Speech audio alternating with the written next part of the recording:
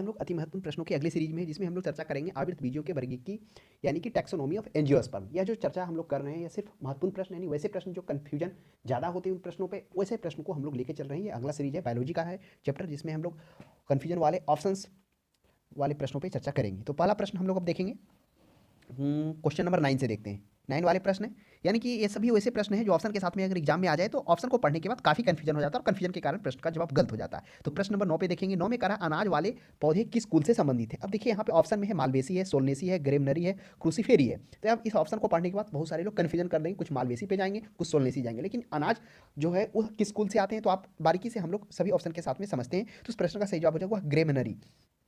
तो ग्रेमिनी के साथ अनाज कुल क्या आते हैं, मालवेसी के साथ क्या आता है, मालवेसी के साथ अगर आप देखेंगे तो कपास वाले पौधे आएंगे। सोलनेसी के साथ क्या आएगा, आलू आएगा, टमाटर आएगा, बैगन आएगा, मिर्च आएगा, ये सोलनेसी वाले पौधे में आते हैं। क्रूसीफेरी में क्या आ जाएगा, क्रूसीफेरी में आप आगे देखेंगे तो स्कूल के अंतर्गत 350 वंश लगभग 250 प्रजातियां आती है। इसके अंतर्गत समशीतोष्ण भाग में मिलती है, इसमें मूली, सलजम, ये आपको देखने को मिल जाएगा क्रूसीफेरी। तो इस प्रश्न में पूछा गया है अनाज वाले पौधे किस कुल से हैं, तो ग्रेमनरी। साथ में हम लोगों ने मालवेसी भी जान लिया, सोलनेसी भी जान लिया। मालवेसी में कपास था, सोलनेसी में आलू, मिर्च, टमाटर था, गेहूं। अब 10वां करा गेहूं के पौधे का वनस्पतिक नाम पूछ रहा है। ऑप्शन में है जिया मेज है, ओरेजा सेटावा है, होर्डियम बुल्गियर है, ट्रिटिकम एस्टिबम है। तो गेहूं का वनस्पति नाम ट्रिटिकम एस्टिबम है। क्या जियामेज क्या है, तो जियामेज जो है वह मक्का का भौगोलिक नाम है। तो जियामेज हो जाएगा, मसेमेज है, मसे मक्का, जियामेज मक्का का हो जाएगा। ओरेजा सेटावा चावल का वनस्पतिक नाम है। क्या चावल और धान एक ही, नहीं, धान का अलग है। आगे हम लोग चर्चा करेंगे कि धान का क्या है। तो धान क्या आपका आगे मिलेगा, वह आपको शायद ये ट्रिटिकल एस्टिवम तो गेहूं हो गया ना।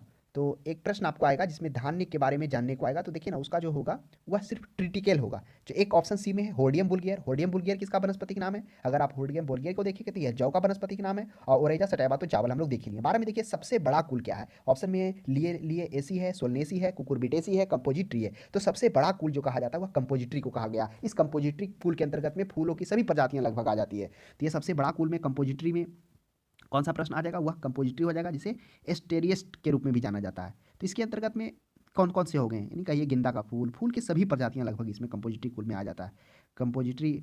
चलिए आगे हम लोग देखेंगे मूंगफली का वनस्पतिक नाम, यह भी अच्छा है। तो मूंगफली आपका पता ही होगा, जैसे ऑप्शन में है ग्लाइसिन मैक्स है, डोलिकोस लैब लैब है, एरिकस हाइपोजिया है, फेसियोलस रेटिएडम है। तो इस प्रश्न का जो सही जवाब हो जाएगा वह क्या हो जाएगा, वह हो जाएगा एरेकिस हाइपोजिया। चलिए आगे हम लोग बढ़ते हैं। 14 में करा चाय का वनस्पतिक नाम, तो देखिए काफी अच्छा प्रश्न है। चाय का बना ऑप्शन पढ़िए, साइंथेसिस थिया है, साइनेंसिस है, थिया साइनेंसिस है। इस प्रश्न को पढ़ेंगे तो आप कंफ्यूज कराएंगे, आपको साइनेंसिस याद रहेगा, आपको ये नहीं पता चलेगा कि थिया था या नहीं था। अगर ला था भी तो देखिए साइनेंसिस थिया है। तो देखिए इस प्रश्न का जो सही जवाब है वह थिया साइनेंसिस, ऑप्शन नंबर सी है। आप ध्यान रखें, ऐसे ही प्रश्न डाल दिए जाते हैं कि इसमें थिया आगे कर दिया गया, इसमें सिर्फ साइनेंसिस कर दिया गया, तो कंफ्यूजन ज्यादा हो जाएगा। 15 में देखिए तेल बीज वाली फसल किसमें संबंधित है, यानी तेल वाले जो बीज होते हैं वह किस कुल से, मालवेसी से, क्रूसीफेरी से, सोलनेसिस, कंपोजिटरी में अभी हम लोगों ने क्या देखा, इसमें हम लोगों ने देखा कि सबसे बड़ा कुल है, और सबसे लगभग सभी फूलों की प्रजातियां इसमें। मालवेसी में हम लोगों ने देखा था क्या था, कपास आ रहा था। सोलनेसी में हम लोगों ने क्या देखा था, आलू, टमाटर, बैगन, प्याज आ रहा था। क्रूसीफेरी, अब थोड़ा सा गौर करिए, क्रूसीफेरी के ऊपर शायद चर्चा नहीं हुई थी। क्रूसीफेरी वाले जो भी कुल हैं इसी के अंतर्गत में क्या आ जाते हैं, टोटल जो होते हैं तेल बीज वाले फसल आ जाते हैं। तो ये आप ध्यान में रखेंगे क्रूसीफेरी में। तो इस प्रश्न का जो सही जवाब हुआ हो जाएगा वह क्या हो जाएगा, वह क्रूसीफेरी ही हो जाएगा। इसमें फूलगोभी भी आ जाएगा, बंदा गोभी भी आ जाएगा, ये सभी आ जाता है इसमें। चलिए आगे बढ़ते हैं। मटर पौधा क्या है, मटर क्या है, एक प्रकार का साग है, पुष्प है, झाड़ी है। ये नॉर्मल प्रश्न कभी कभी देखने को मिल जाता है, बहुत सारे लोग तो इसमें भी गलत दे देते हैं इसका जवाब। तो इस प्रश्न का सही जवाब हो जाएगा वह साग में आता है। कुछ लोग झाड़ी पर टिक मार देंगे, पुष्प तो हालांकि नहीं मारेंगे। यहाँ साग और झाड़ी में थोड़ा ज़्यादा कन्फ्यूजन होता है। तो ये मटर कुल का है जो साग का है। फिर वही आप एक बांस देखेंगे, बांस किस में आता है, घास आ जाएगा, झाड़ी आ जाएगा। तो वो भी प्रश्न आगे देखने को मिल जाएगा। चलिए आगे हम लोग बढ़ते हैं। 16 के बाद आते हैं प्रश्न संख्या 18 में एट्रोपा बेलाडोना किस भाग से बेलाडोना औषधि प्राप्त हुई। आपको पता होगा जो बेलाडोना होता है एक प्रकार का औषधि है। यह किस में सपोर्टेड होता है, बेलाडोना के बारे में अगर बात किया तो बेलाडोना आमतौर पर जो है क्या होता है, एक मतलब नाइट नाइट शेड के रूप में इसे जाना जाता है। एट्रोपा बेलाडोना जो होता है यह लगभग हिमालय के जो हिमालय पहाड़ हैं वहाँ पे 6 से 12 हज़ार फुट की ऊंचाई में पर्वतीय क्षेत्रों में यह देखने को मिल जाता है। संपूर्ण भाग इसका जहरीला होता है। इसमें उपस्थित एट्रोपिन नामक एल्कोलाइड के कारण ये उपयोगी होता है। बेलाडोना दर्द में काफ़ी काम आता है। तो ये किससे प्राप्त होता है, एट्रोपा बेलाडोना पत्तियों से प्राप्त होता है, जड़ों से प्राप्त होता है, तनों से प्राप्त होता है। कुछ लोग तो तनों मारेंगे, कुछ लोग जड़ भी मारेंगे, लेकिन इस प्रश्न का सही जवाब है एट्रोपा बेलाडोना जो होता है उसकी प्राप्त होता है वह पत्तियों से प्राप्त होता है। तो हम लोगों ने देखा कि नाइट शेड के रूप में भी जाना जाता है। यह पौधों हिमालय क्षेत्र में 6 से 12 हज़ार फुट वाले पर्वतीय क्षेत्रों में पाया जाता है। संपूर्ण भाग इसका जहरीला होता है। इसमें उपस्थित एट्रोपिन नामक एल्कोलाइड के कारण यह उपयोगी होता है। नोनेस में देख लीजिए एफेड्रा पौधे के किस भाग से एफेड्रिन प्राप्त किया जाता है। अब एफेड्रा क्या है, एफेड्रिन क्या है, थोड़ा सा हम लोग समझने की कोशिश करते हैं। एफेड्रिन एक दवा उत्तेजक है। इसका उपयोग अक्सर जो किया जाता है वह एनेस्थीसिया के दौरान किया जाता है। एनेस्थीसिया कहने का मतलब जब सर्जरी हो रहा हो, ऑपरेशन हो रहा हो, तो उस समय जो नर्वस करने के लिए, बेहोश करने के लिए दिया जाता है, वही हो गया एनेस्थीसिया के रूप में एफेडा का प्रयोग किया जाता है। क्या एफेडा का जो प्रयोग किया जाता है पौधे का किस भाग से, एफेड्रिन औषधि प्राप्त किया जाता है, जरा से, तना से, पत्ती से, पुष्प से। यह भी काफी अच्छा प्रश्न है। कुछ लोग तना मारेंगे, बिल्कुल गलत होगा। तो इस प्रश्न का सही जवाब हो जाएगा तना ही होगा, सही है, तना से प्राप्त किया जाता है, यानी कि जड़, पत्ती, पुष्प नहीं होगा, एफेडा से एफेड्रिन प्राप्त किया जाता है। कपास के रेशे होते हैं, क्या होते हैं, तने से निकले गए तंतु। कपास देखिए क्या होते हैं, सोचिए, कपास, कपास तो रुई होता है, उसी से रुई तैयार होता है। तो बीज के अधिचर्मी रोम होते हैं जड़ों से, तो फल तने तो होगा नहीं, बीज के अधिचर्मी रोम हो जाएगा। 22 में देख लीजिए केसर उत्पन्न होता है। केसर जो होता है आपको पता हुआ सबसे महंगा बिकने वाला है केसर, खासकर जम्मू कश्मीर में ये पाया जाता है, वहाँ ज़्यादा इसका देखने को मिलता है उत्पादन। तो किससे प्राप्त होता है, देखिए जो केसर होता है वह वर्तिका तथा वर्तिकाग्र, क्रोकस जो होता है ना, जो कली होता है उसका, उसी से प्राप्त किया जाता है वर्तिका। और वर्तिकाग्र क्या है, ये पुष्प का चौथा भाग है। पहला भाग क्या था, बाह्य, ये बाह्य दल था, उसके बाद कोरेला था, तीसरा पुमंग था, चौथा जयांग था। जयांग स्त्री जो मादा था, मादा वाला भाग था, पुमंग जो नर वाला भाग था। तो वही जो जयांग है स्त्री वाला, यानी जो अंडाशय वाला भाग है, उसमें से हम लोगों ने बीजांड देखा था, बीजांड के ऊपर वर्तिका था, इस तरह से था ना चौथा भाग। यहाँ पर बीजांड छोटे छोटे असंख्य क्या थे, बीजांड यहाँ पर थे, उसके ऊपर वर्तिका था, सबसे ऊपर वर्तिका था जो चिपचिपा था और उखरापन था।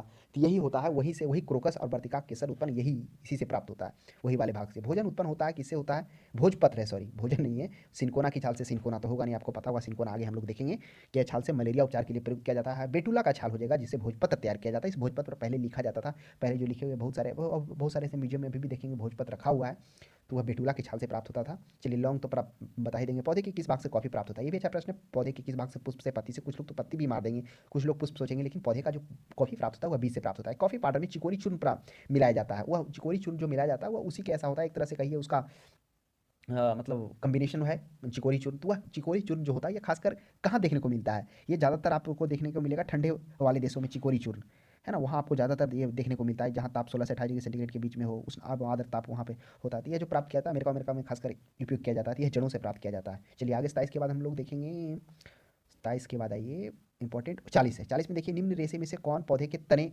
का उत्पाद नहीं है, करा कौन है जो ऐसा तने का उत्पाद नहीं है। सन भी तना से होता है, पटसन भी होता है, जूट भी होता है, और कपास पुष्प से होता है। ये कपास हो जाएगा, ये ऐसे भी आप रिमूव कर लेंगे।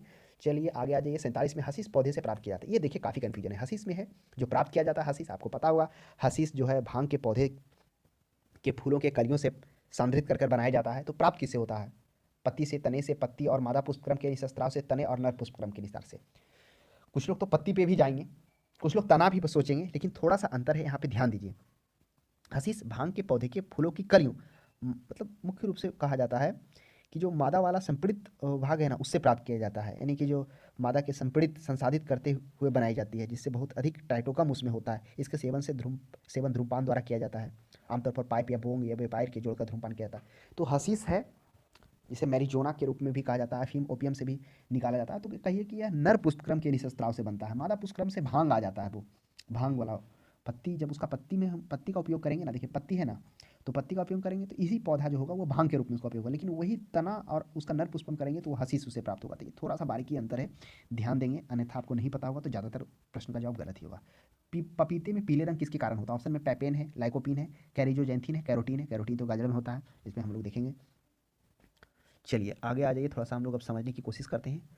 गाजर का रंग के बारे में हम लोग चर्चा कर रहे थे, तो वह हो जाएगा, सॉरी पपीते का रंग कर रहे थे ना, तो वह हो जाएगा कैरिकोजेंथिन। ये कैरिकोजेंथिन हो जाएगा।